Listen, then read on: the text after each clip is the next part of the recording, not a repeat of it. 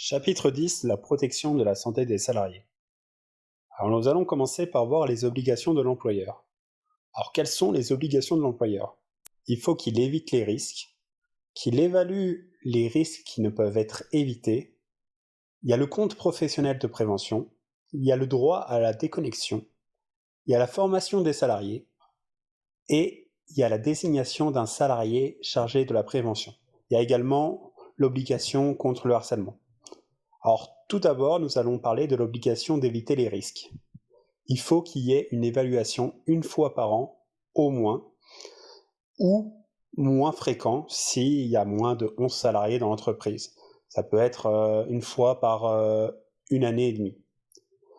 Tous ces risques qui seront évalués et tout seront reportés dans le document, la DUER, un document lisible, clair et précis. Concernant l'évaluation des risques qui ne peuvent être évités, il faut avertir les salariés des risques spécifiques, donc par secteur de branche dans l'entreprise. S'il y a plus de 50 salariés, il faut mettre en place un programme de prévention des risques professionnels obligatoire. Concernant le C2P, qui est le compte professionnel de prévention, il faut envoyer à l'organisme gestionnaire du compte de prévention de la pénibilité ce document. Alors, pénibilité, qu'est-ce qu'on entend par pénibilité? On entend le rythme de travail, l'environnement physique agressif et les contraintes physiques importantes. Alors, comment on utilise ce compte? Soit pour la formation professionnelle, soit le passage à temps partiel sans diminution du salaire, ou encore le départ à la retraite anticipée.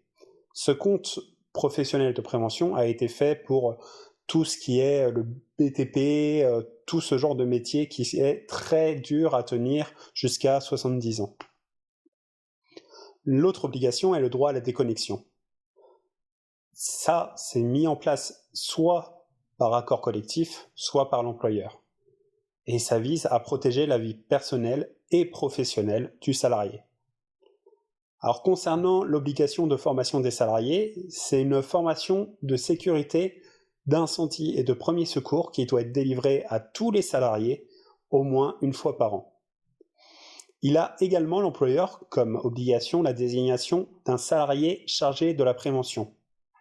C'est-à-dire qu'il faut qu'il y ait une personne à plusieurs salariés ayant des compétences suffisantes pour exercer ce rôle. Mais si ce n'est pas le cas, il peut également faire appel à des institutions extérieures. Et concernant son obligation face au harcèlement, il y a deux harcèlements. Il y a le harcèlement moral et le harcèlement sexuel. Alors, l'harcèlement moral, comment on peut le distinguer? Ce sont des agissements répétés qui peuvent altérer la santé physique ou mentale ou compromettre son avenir professionnel. Alors que l'harcèlement sexuel, c'est des comportements à connotation sexuelle répétée qui créent une situation intimidante, hostile ou offensante et qui a pour objectif d'obtenir un acte sexuel. Alors comme vous le voyez dans le truc d'harcèlement, d'obligation d'harcèlement, le mot répété est souvent distingué parce que c'est là où il y aura plus de preuves et plus d'éléments pour envoyer devant le juge l'employé en tort ou l'employeur. Concernant les obligations des salariés, il y en a droit. Il y en a deux, désolé. Il y a le droit de retrait. Alors, le droit de retrait, c'est quoi? C'est le motif raisonnable de penser qu'un danger grave et imminent arrive.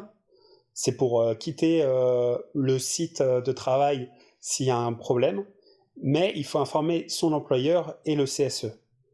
Alors, il paraît qu'il faut informer son employeur via mail, sauf que j'ai du mal à croire que ça soit facile à exécuter lorsqu'on est la petite main-d'œuvre, on va dire. Et le deuxième droit obligatoire du salarié est le droit d'alerter. C'est-à-dire qu'il faut informer son employeur et le CSE s'il voit un danger potentiel. Et s'il alerte mais que rien n'est fait, s'il n'y a pas gain de cause, c'est possible de demander à l'inspecteur du travail et à l'agence de services de prévention de la sécurité sociale de venir analyser ceci.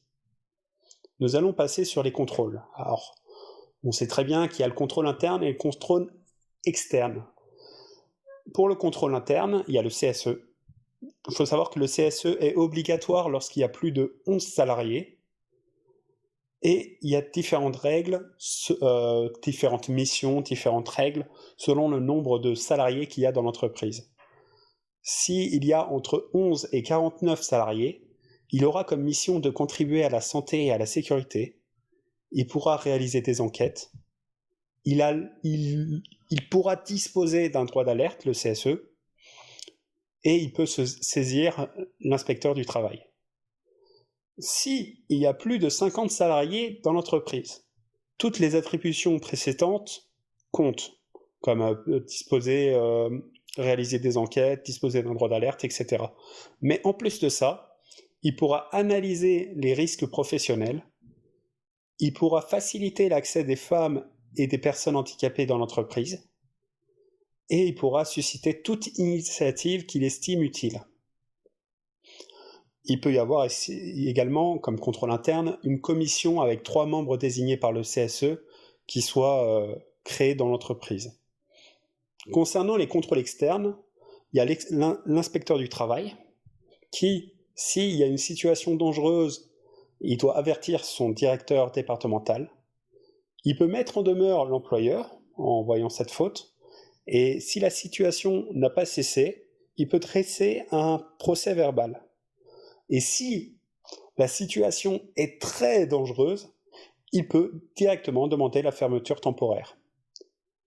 Comme autre organisme, comme autre paire de ce contrôle externe, nous avons le médecin du travail, où il y a une visite annuelle de tous les salariés dont l'emploi présente des risques particuliers, qui est à faire annuellement, chaque année.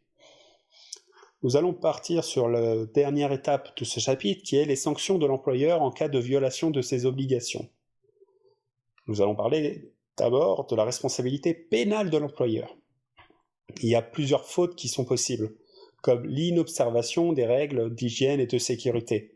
Et là, l'amende, elle peut être de 3 750 €, et s'il y a récidive, elle peut être de 9 000 € et même 1 an de prison.